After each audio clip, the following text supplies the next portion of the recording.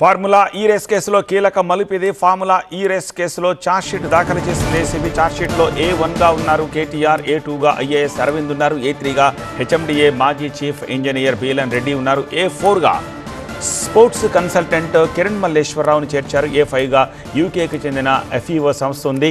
అలాగే నిబంధనలకు విరుద్ధంగా 55 కోట్లు విదేశీ సంస్థలకు మళ్లించినట్టుగా ఏసీబీ ఛార్జ్షీట్లో పేర్కొంది.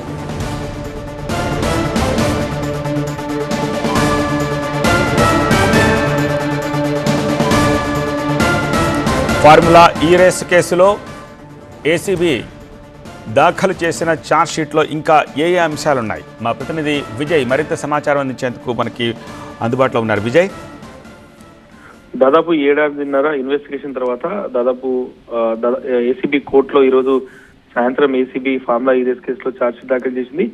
మొత్తం 5 నిందితులపైన ఈ ఛార్జెస్ నమోదు చేశారు. దీంట్లో A1గా కె తారక రామారావు సిరిసిల్ల ఎమ్మెల్యేగా మాజీ మంత్రి, ఆయనతో పాటుగా అరవింద్ కుమార్ IAS తో పాటు A3గా బీఎల్ఎన్ రెడ్డి, A4గా శ్రీ గోవాడ కిరణ్ మల్లేశ్వరరావు.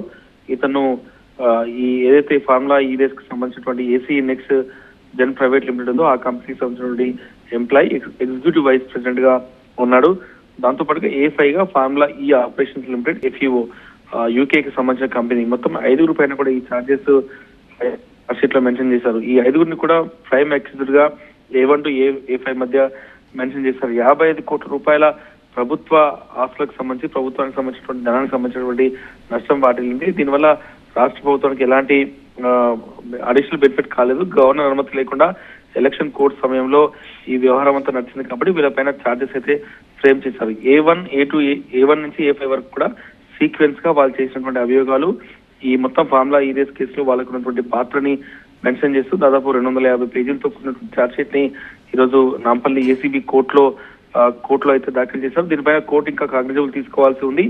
దీంట్లో ఏమైనా కరెక్షన్స్ ఉంటాయా, లేదంటే కోర్టు డైరెక్ట్ గా కాగ్నిజబుల్ తీసుకుంటుందా దానిపైన అయితే క్లారిటీ రావాల్సింది. కానీ చాలా కాలం తర్వాత ఫార్ములా ఈ రేస్ కేసులో ఫైనల్ గా అయితే ఛార్జ్షీట్ దాఖలు చేసింది. మొత్తం 5 నిందితులపైన ఈ అభియోగాలు నమోదు చేసింది.